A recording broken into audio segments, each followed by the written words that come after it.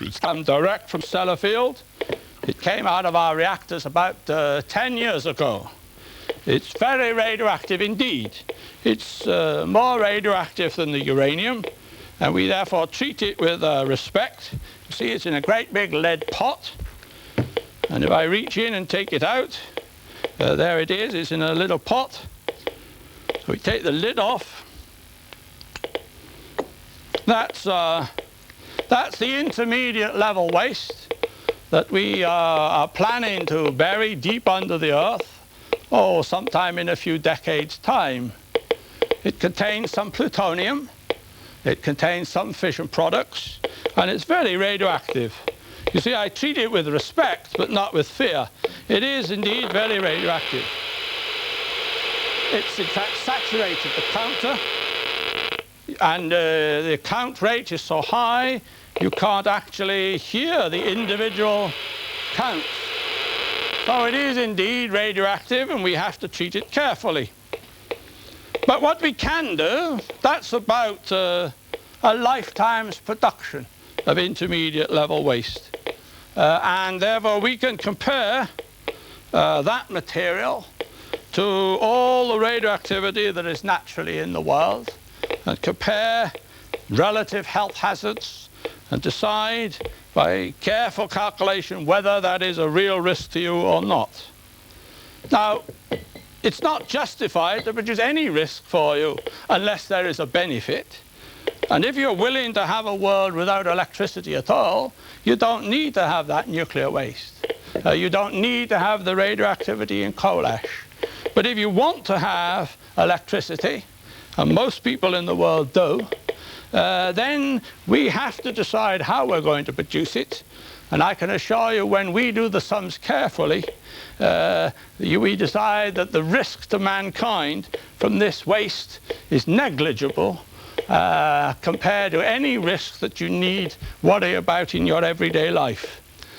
I have not given you a scientific proof of that today. That's impossible. I've just tried to indicate to you what the nature of the argument is. Thank you for listening to me. Ladies and gentlemen, Lord Marshal. Lord Marshal, if you'd like to come round and join me out front here. I know that there are lots of people in the audience tonight who want to perhaps question you further and have some of their fears dispelled.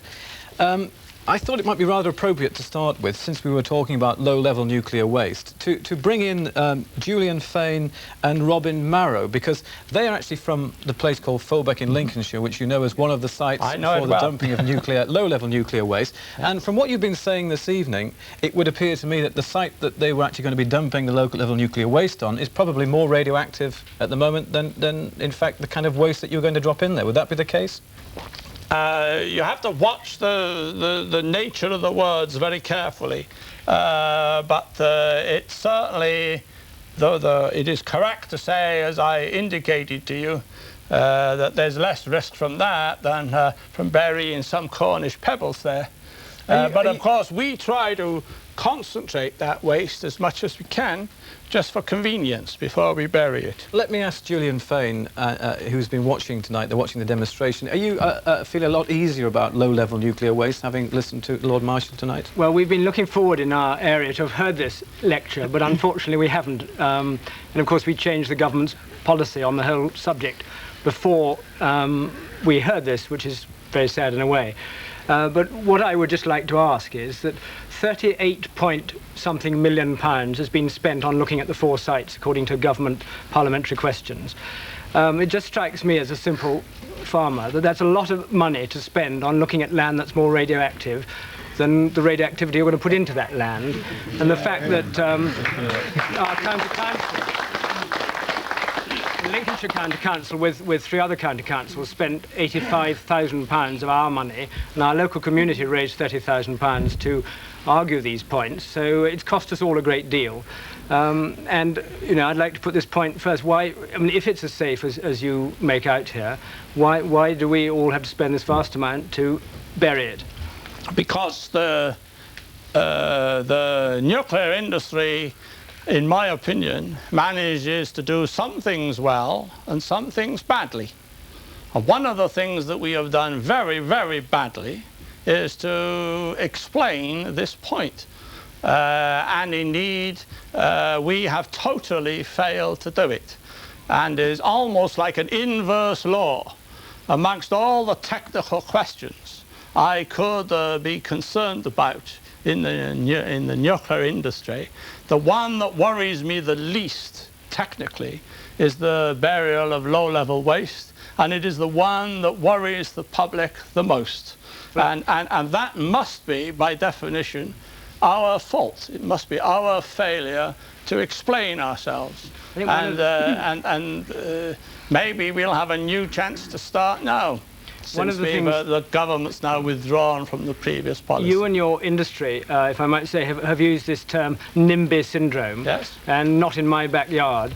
And we feel very strongly that the day the government announced its change in policy, those of us in our area and members of Bond wrote to the government, and I, as you probably know, have written to yourself, to say that we're only too pleased to help in your future problems.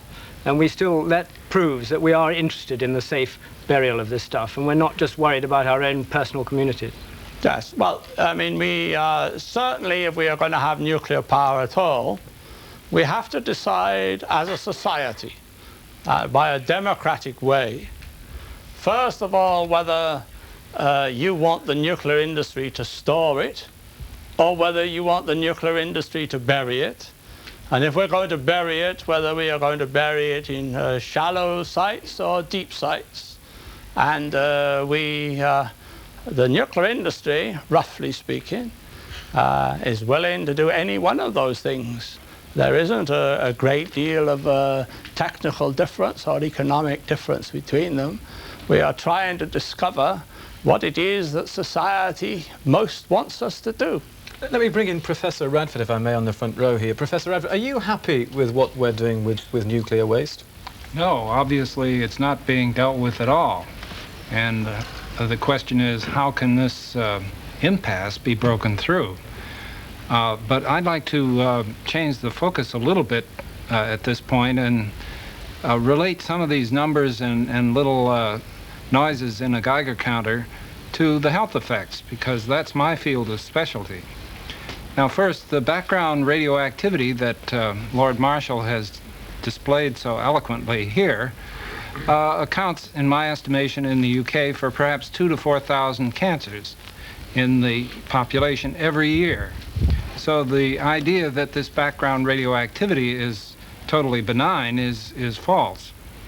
With respect, I didn't say that. No, I know you didn't.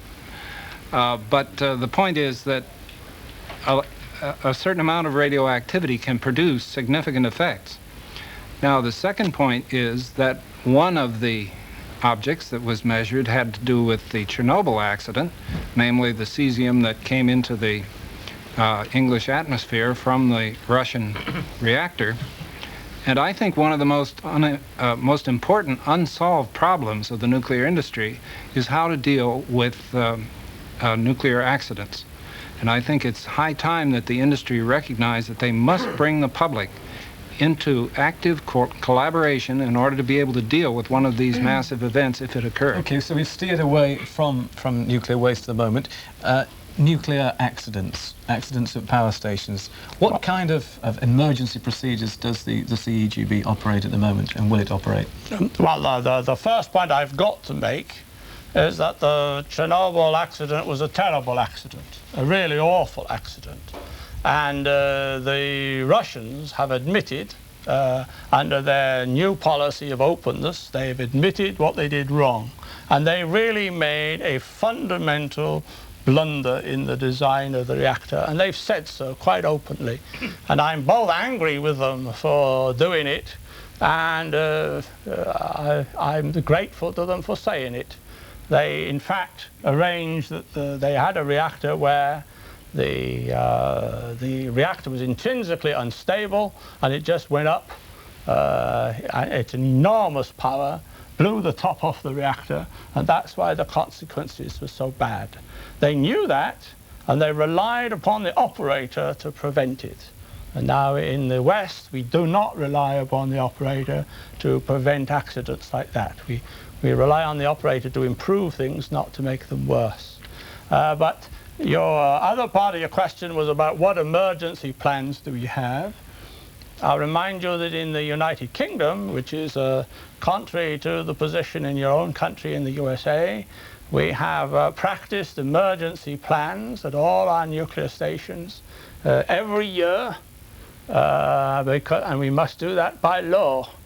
And we are now extending the nature of those, because one of the lessons that we've learnt from 3 Mile Island is the necessity to set up much better communications with the public. The public want to know what's happening. And I think that it's a fair comment that 5–10 years ago we were not properly prepared to meet that. But that's a very interesting point for me to bring Jean Emery in on, saying that the public want to know what's happening. Jean, perhaps you could tell us, you're on the front row here, what exactly are you? You're from Cumbria, I know, but can you tell us who you represent? Well, I represent a group of people in Cumbria called Cumbrians Opposed to a Radioactive Environment. And that group is made up of quite a number of people who've worked within the industry and without it. And we did a survey, and in fact it only came out last week. And you have to bear in mind that Sellafield and the community around it and the people who live around Vickers and the submarines are perhaps the most experienced population in the UK in the nuclear industry. And we put to them the question about confidence and how they felt about the evacuation plans 1 year after Chernobyl, possibility of accidents.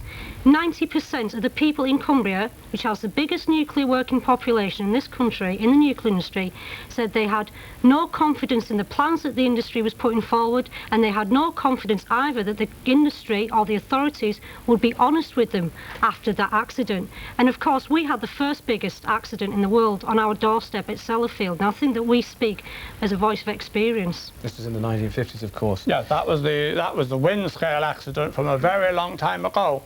But the effects are still can I being remind felt now. Pardon? The effects are still being felt of that accident now. That's a fair comment, but it's also valid that because we had that accident such a long time ago, that's one good reason why the nuclear industry in our country have never been complacent, because we've never been in the situation of being able to say it's never going to happen to us. Because it has happened to us, and therefore we've had to be careful. Pardon? You'll always change its name if you have another accident. I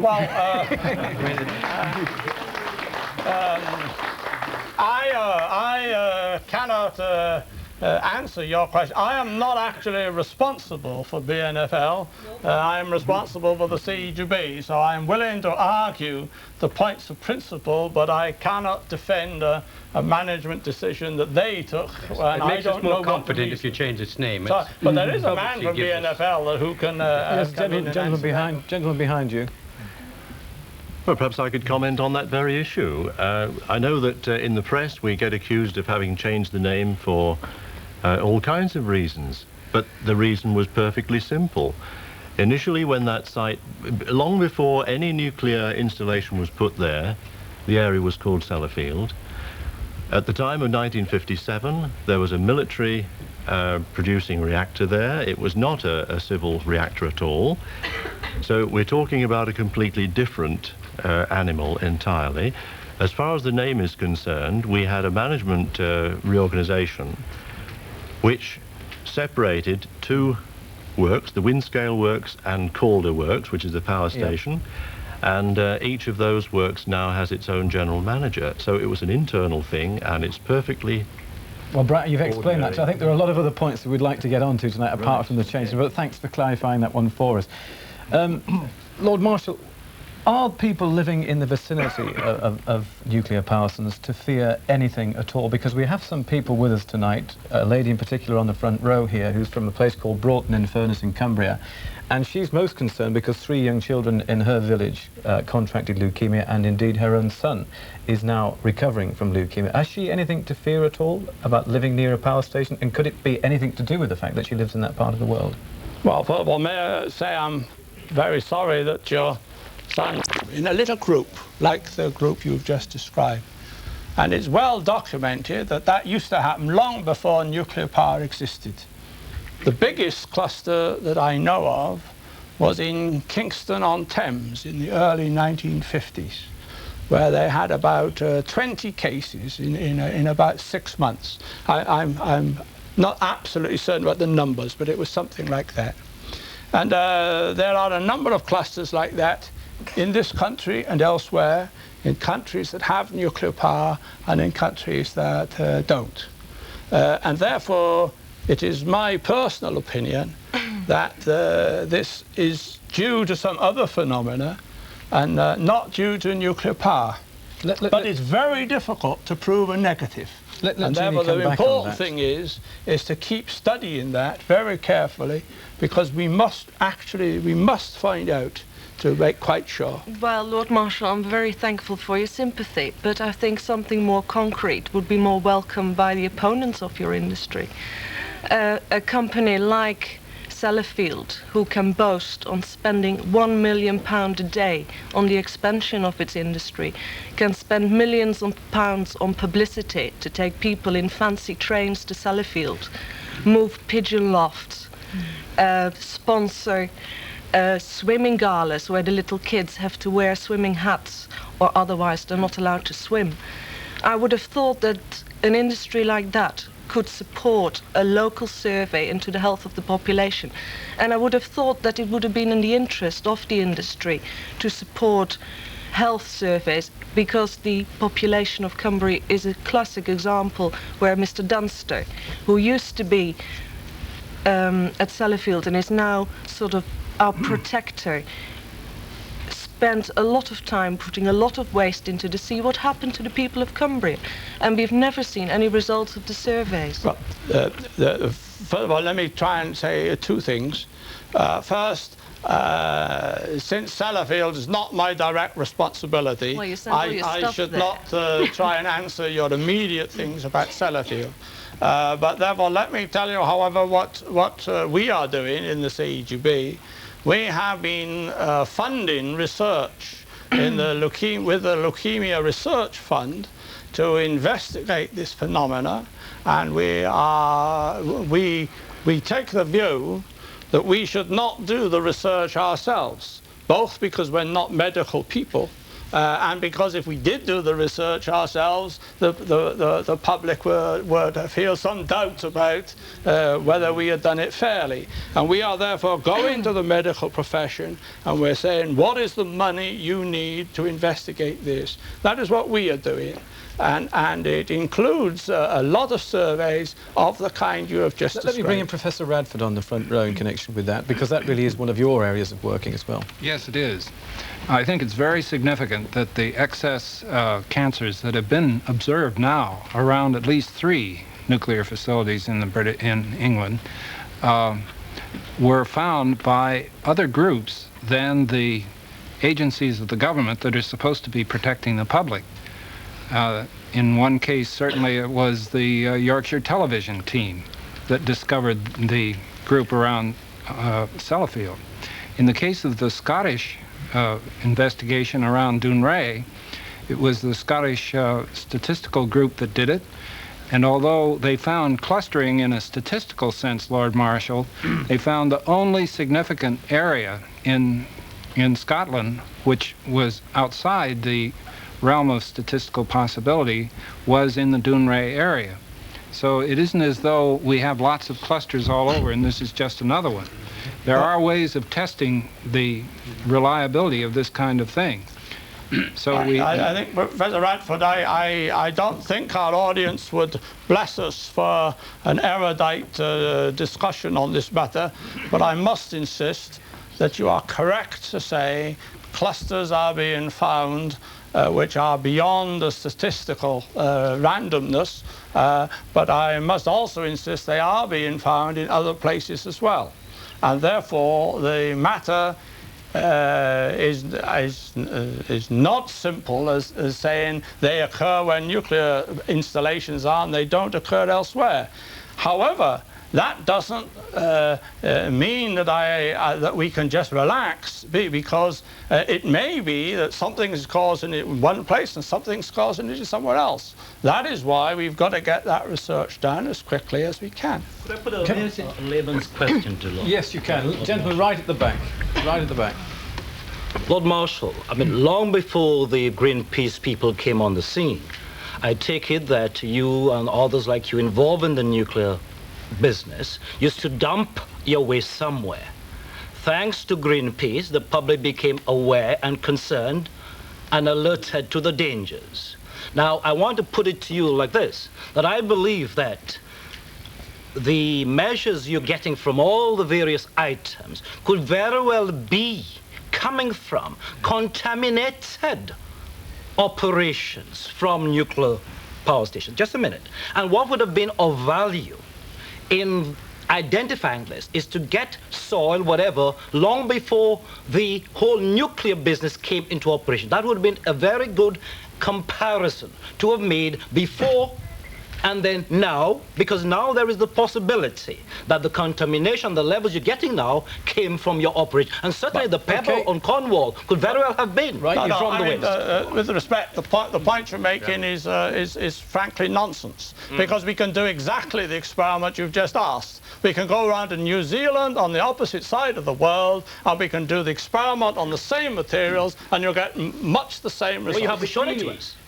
Right, let me just say we have a lot of interested parties here tonight. Obviously, you're very welcome to chip in as well, but I would like at that stage to bring the subject over to Gwyn Jones, who's a farmer who perhaps has more interest in the soil than many of us. Gwyn, you have problems, I know, or you had problems at the time of Chernobyl with your lambs, and indeed you still have a problem. Yes, we're still in. For the last 12 months now, we're still in, and God knows how long we'll be in again. It creates lots of trouble to us like farmers. There is only over 300 of us still in the radiation area. We out of pocket when we want to sell our lambs, especially last year. Nobody wants them, and we didn't have the guaranteed price from the government in the end. We want to make it clear that the housewife gets a clean meat, clean lamb from Wales. We quite happily to work with the government to help the housewife to buy our lambs. But to get that, we out of our pocket. We suffered it last year. Get this straight, the level of radiation in your lambs is actually rising, is it not? Yes, it was higher this year than it was last year. But perhaps Lord Marshall might be able to help us on that. Well, that could depend on a number of factors about where your lambs were grazing at different times, and that probably requires a detailed study of where they were last year and where they are this year. They haven't born last year. They wasn't born last year. Well, if they weren't born last year, then the radioactivity in them must be going up. Yes. I mean, you know, you cannot simultaneously say to me it's higher this year than last year, and also that they weren't here last year, which is the argument you want to make. If you were to check, but it doesn't. Let me just try to. We're running out of time here, Professor Marshall, but I'd like to get as many people as possible. I'm sorry if the government isn't compensating you properly. It ought to. That's a matter for the Ministry of Agriculture and Food and Fisheries. But I will be very happy to buy your lambs and eat it for you. Sorry, we are running out of time. I'd love to bring you in, but there is another farmer on the front row who's come a long way. Roger Stern. We need to have the layperson speak.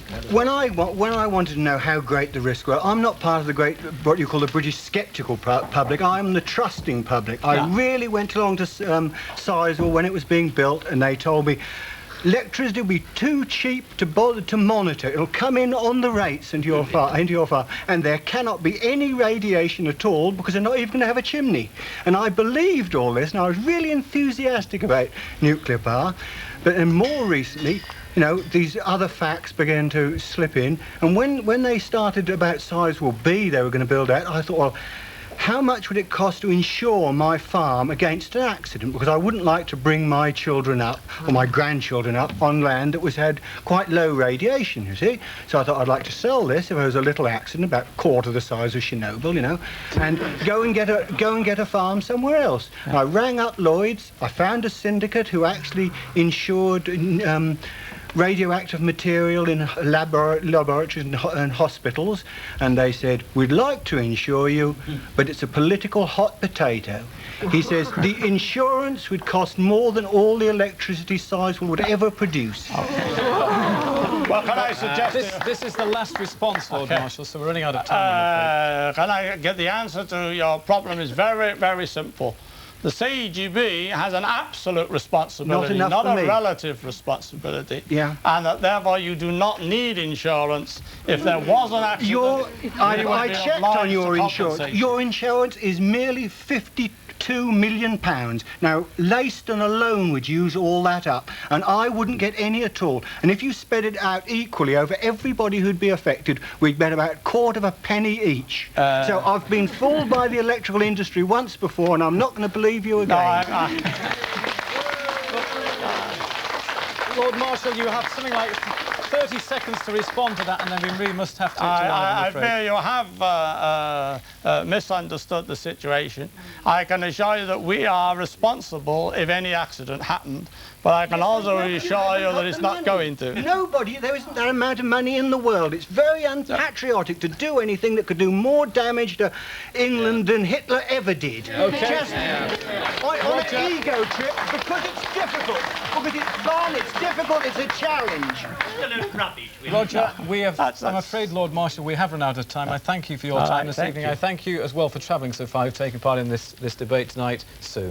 Thank you very much, Andy. Always frustrating to leave a good argument in the middle, but we're going to take now the break, after which we look at Britain's biggest secret society, the Freemasons.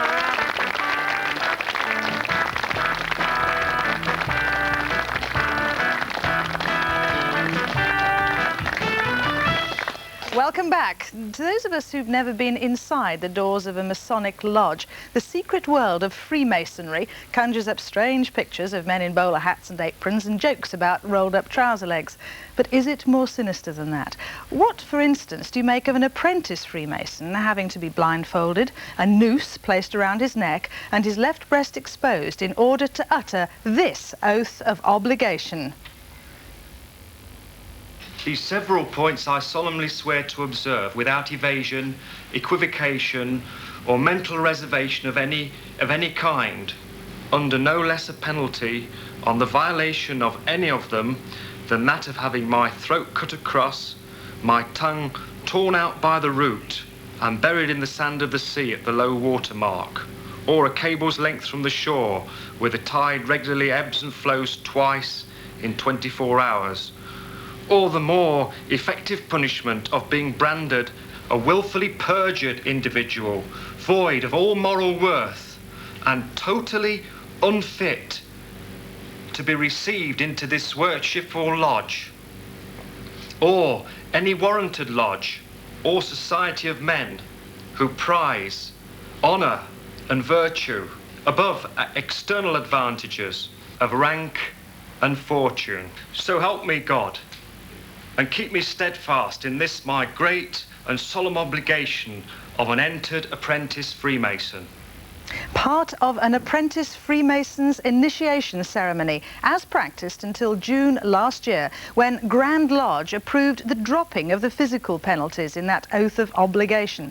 There are some 750,000 Freemasons in Britain. Over the years, they've become used to allegations of secrecy and even corruption. But now the Church of England has joined in the attack. In this report, the Church suggests that it may not be on to be a Mason and a Christian.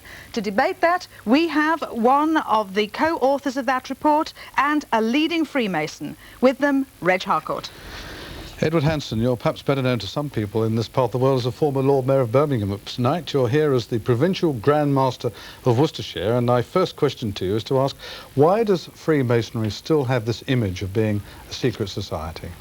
I don't know, actually. I think really it's because the media gets hold of these sort of things and get it completely out of perspective. You see, you've just been looking at a part of the initiation ceremony, but you weren't shown what happens when the candidate comes into the lodge room first. A question is put to him, and he says, "In whom do you put your trust?" And the answer is, "In God. In God." And the reply comes back, right glad am I to find your faith so well founded. Relying on such sure support, you may safely rise and follow your leader. For where the name of God is invoked, no danger can ensue. They didn't show you that. Well, those words will be contested by the Reverend David Holloway, who was on this Church of England working group that examined Masonry. But let me just come back about the secrecy. I mean, you do have this oath of secrecy. You do swear not to divulge the secrets. I mean, what are the secrets for a start, then, if there aren't any? The secrets of Freemasonry are our secrets, but they're our own private matter. Why are they so private? And Reg, we are of the opinion, and you ladies and gentlemen, I want to tell you quite straightforward, we are of the opinion that what we do in our private matters is nothing at all to do with the outside world or the church. It's our own private matters. If I were to come into your home and open your door and ask you how you conduct your affairs in your house, you would say to me, that's our own private matters. And that's what Freemasonry does. And it does other things far more better for humanity than sometimes, unfortunately, the church does. We might take you up on that in a moment. Let's come to the Reverend David Holloway. We mentioned you were on that working group. You've stopped short in this report of yours of urging Christians to come out of the Masonic lodges, but you are worried. You accuse Masonry of being blasphemous. Now, why have you come to this conclusion? Yes, you say we've stopped short of telling Freemasons who are Anglicans or Christians to come out of lodges. What we've done is talk about the principle, is Christianity and Freemasonry compatible? Because we're on the General Synod, we're a working group of the General Synod, and the General Synod can't legislate for lay people but in that way. But what we can say, and what the Church can say, is this, that the most important thing for a man or a woman, while they spend their time on this planet, is to think right about God and to be right with God. That's what Freemasons do. Yes, but the Christian Church teaches, indeed it's recorded in the Bible, that Jesus said, I am the way, the truth and the life. No man comes to the Father but by me. Now, what has happened in Freemasonry ever since the union of the Grand Lodge and the Ancients Lodge in 1831 is that the name of Jesus Christ and the person and the work of Jesus Christ has been excised from all Masonic rituals. And at that point we say, well, there cannot be a compatibility. Can I just come in? Freemasonry and Christianity. Do you not use the term Supreme Being? We do, yes, we do use the term, and also we use the term our God, the God. But you don't talk about Jesus Christ. No. That's our problem. Neither does the Bible. Oh, I'm sorry. The prayer that we all say every day, Our Father which art in heaven, hallowed be thy name, thy kingdom come, doesn't mention the name of Jesus Christ.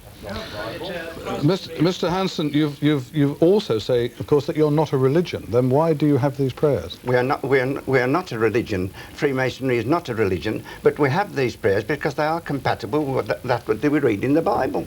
That's the simple answer to it. Quite straightforward. No secret about that. Can I say that we're not criticising individuals? We were talking about the principle. Is Christianity and Freemasonry compatible? And you see, one of the things that we said was this. Indeed, one of the great truths of the Bible is this, that Jesus, his last words were, go into all the world and make disciples of all nations. Now, in the Holy Royal Arch, which is the completion of the 3 degrees, there you have the great revelation. This was, you asked me about this question of blasphemy, the great revelation of God. There's this word Yabulon. Now, the Masons say this is a description of God. We contest that, but let's agree with that. They say that this is a description of God, and this is the sacred and mysterious name. Now, the point is this, that having got that great revelation, they are then, this is, and you see, we had 2 Masons on the working group so that we didn't get things wrong. We had actually, this name was then, is then sworn, the initiant is sworn not to reveal this to anybody. Now, you see, we find this difficult because the Christian is to teach people about God and reveal the truth about God, rather than spread the message. To spread the message, not keep it to an all-male group. Why do you not spread the message? Problem. We do spread the message, indeed we do, through our own fraternity. But coming back to what you're saying about the Royal Arch degree, this is the completion of the 3rd degree in Freemason, which you so rightly said. And in the middle of the lodge room is a double cube, and on the top is symbolically a plate of gold with a circle and a triangle. Now, the word on that circle, I don't know what this young lady is laughing about, but this is something that's very serious. Well, she might think it's mumbo jumbo. Let's just ask her. Yes, why were you smiling? I'm sorry, I just can't believe that there's a middle-aged man in England sat there in this day and age talking in the way he is. I find it frightening and worrying that this secret society exists and he actually has such belief in it. It's terrifying. Right, before he comes back, any other short opinions from the ladies in the studio audience? Yes, I'd just like to say that I've known Ted Hanson now for the last 13, 14 years, and he's one of the finest Christian men that walks God's earth. Well, that's a for and against there. Let me just bring in... Let me say this to answer the young lady. Winston Churchill was a very fine man. He was a very fine Freemason. King George V, the father of our present Queen, was a very fine man indeed, and he was a very good Christian Freemason, there's no doubt about it at all. Lord Byron, the poet, was a very good Freemason. Many presidents of the United States have been good Freemasons. Are they all stupid, do you think? Let me just bring in Ron Price, actually, because in the second row of our audience there, because you're a born-again Christian, are you not, Ron? That's right. And you've left the Masons. What was the moment when you felt you had to leave the Masons? Well, I'd been in Freemasonry for 16 years in the Craft Lodge, and I had was promoted as junior warden in that Craft Lodge in January 1976. And you were involved in an initiation ceremony, yes? And I was involved in an initiation ceremony at that point. After January I was installed. In February there was an initiation ceremony, and I had to learn. What was it that worried you about the ceremony? Well, there was nothing that worried me about the ceremony at the point of up to that point, but as a since I had joined the Freemasons about 14 months before this particular occasion, I had had a conversion experience. Yes, but there were some vital words, weren't there, which worried you. I'm sorry to rush you along. Lots of people want to talk on this. That's right. Well, I've got to explain that there is a change between a churchman and a born-again Christian. The fact is that until you are born again, your spiritual sense is not awakened. And you, at this point, 14 months after my experience, I was to learn the charge to an initiate. And as I tried to learn the charge, yes, I had to learn this statement. What's the statement? No other institution can boast a more solid foundation than that on which Freemasonry rests. And that was now, against your Christian belief, obviously. As I tried to learn that, the Holy Spirit said to me, you cannot say that. All right, let's come to Rufus Barnes next door to you. You too have left the Masons. Why did you leave?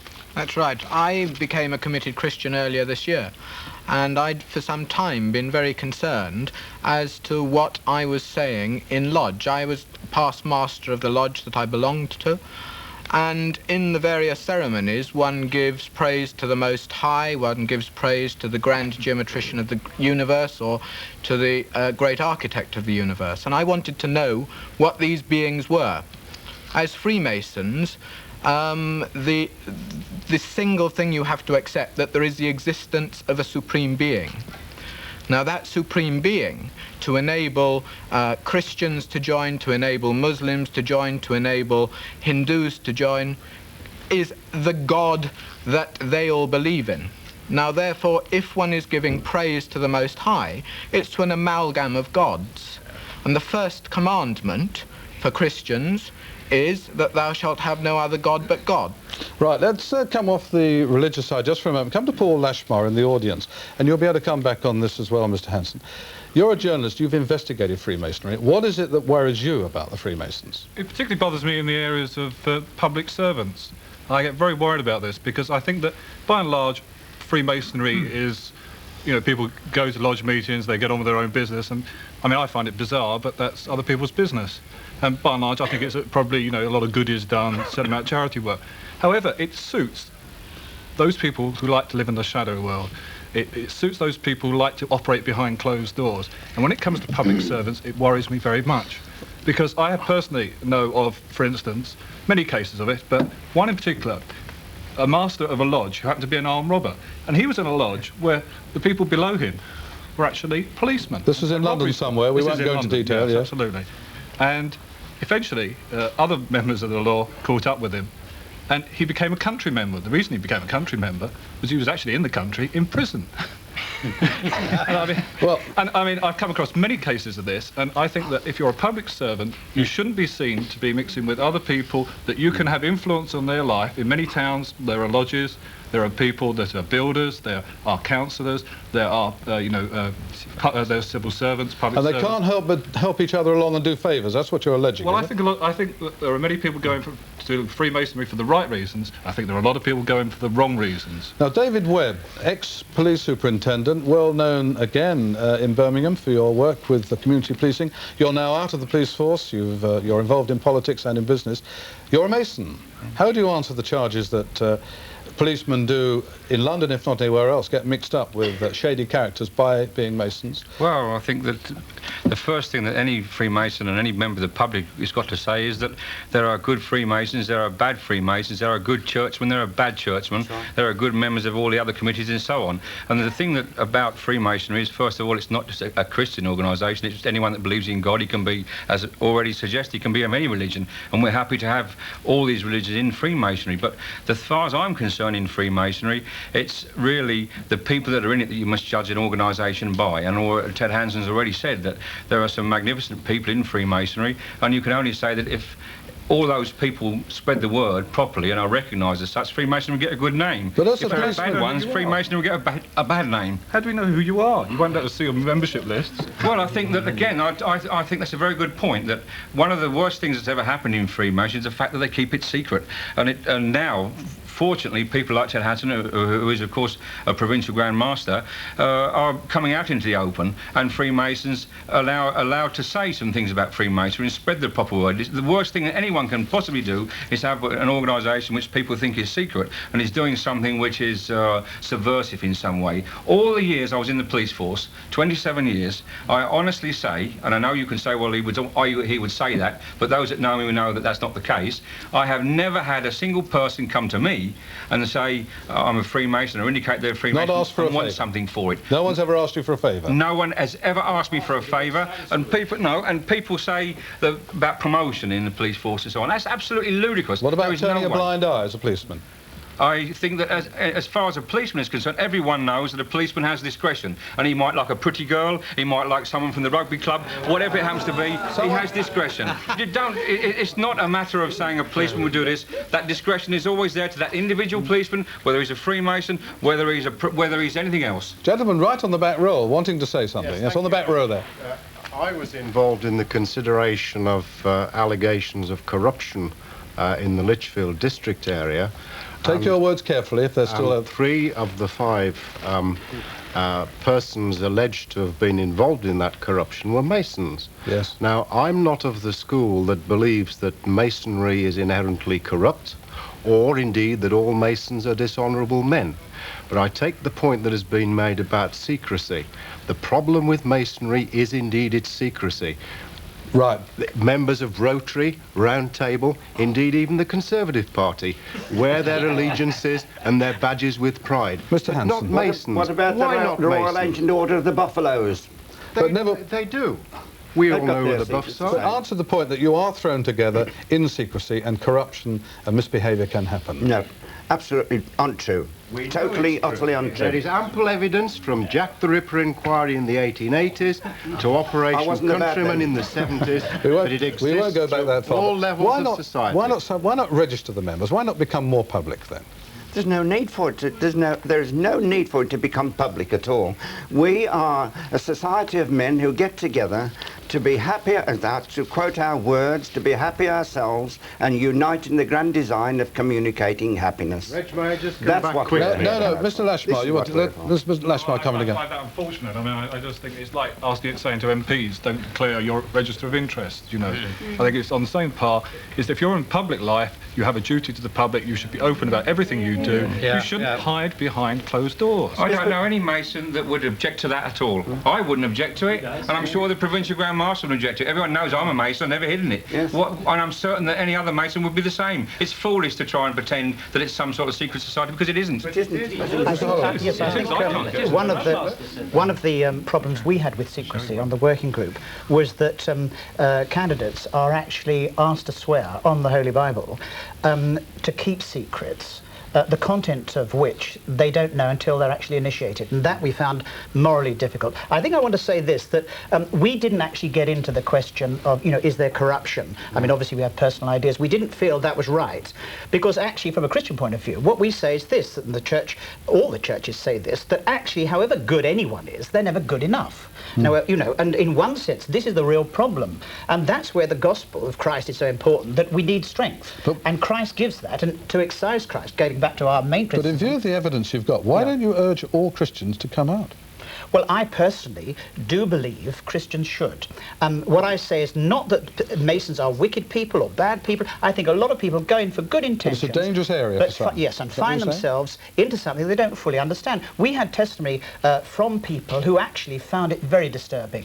Now, not all Masons find it that. In what way were they disturbed? Well, there was one, well, indeed, it was in the Church Times, so it was quite public. I mean, it was secret, I mean, in the sense confidential, the submissions we had.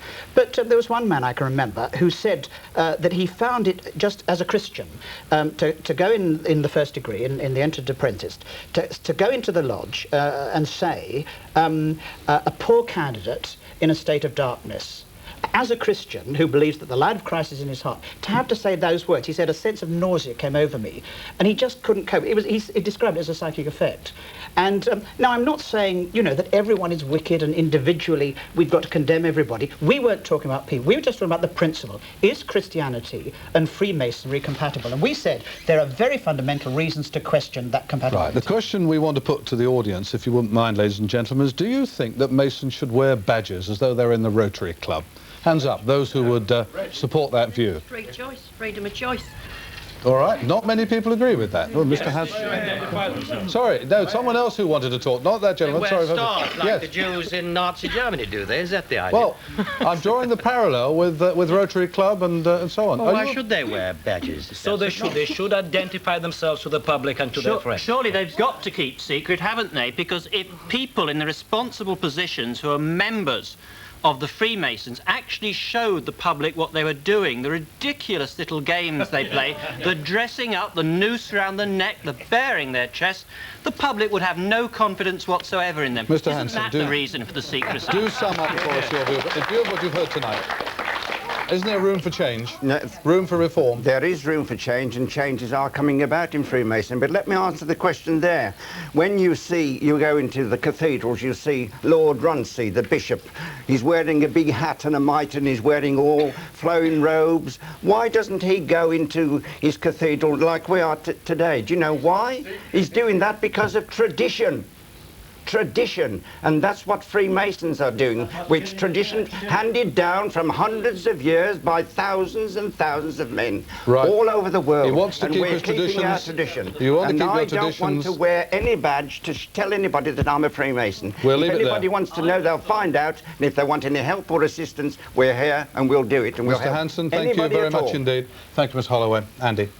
Yes, we had to wear badges to say we worked for Central Television on one occasion, but they didn't go down too well either. Anyway, Goldie here has now been painting the Central Weekend set for several hours, and he's made quite an interesting job of it. We'll be finding out more about that later on. He's actually Clifford Price from Wolverhampton, that's his real name, and he's one of the new generation of graffiti artists who've made the slogan "Kilroy was here" seem pretty old hat. But is this art or is it a crime? We'll be arguing the toss in a couple of minutes. Do join us then.